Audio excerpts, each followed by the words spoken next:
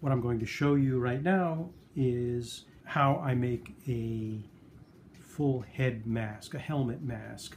So the first thing that I do is I make an armature out of baling wire or tie wire. And once I've done that, I mix up a batch of flour and water and make a paste out of it, and then I add a little bit of white glue to that.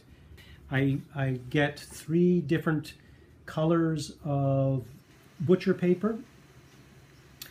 Because I'm going to put 3 layers of butcher paper on this mask, 1 layer at a time, I take my 3rd color of paper. In this case, I'm using a brown butcher paper that's a little heavier. And at this point, I begin to form the features.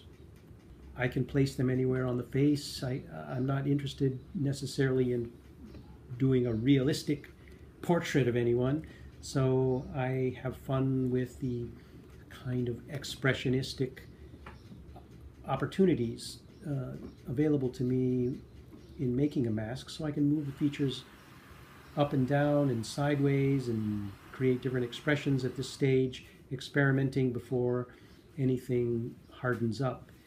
So once it's dry, I mix up what is known as celluclay. I sometimes add a little bit of pottery clay, red pottery clay, which gives it a little bit grainy texture. And I like to take a putty knife and spread the material onto the mask. I can cover the entire head with this material if I want, or I can do just segments of it, and your mask is complete. Sometimes I'll have a moving feature, a moving mouth. It's not at all necessary by any means. One of the beauties of masks and puppets is that even though they are static pieces of sculpture on stage and lit carefully and in the context of movement and everything, masks often seem as though they are grimacing or making facial gestures or even speaking.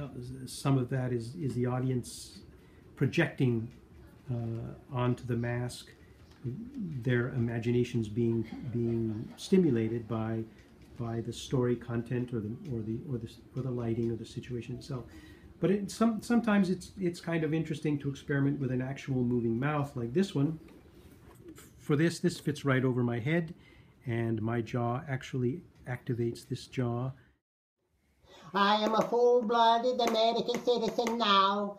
I am here to make some money because I could not make any money where I come from. So I come to the United States of America where I can make money. And this mask is essentially made the same way. Paper mache and three or four layers of paper mache and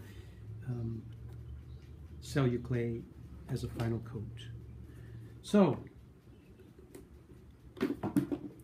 that's my mask making lesson for the day.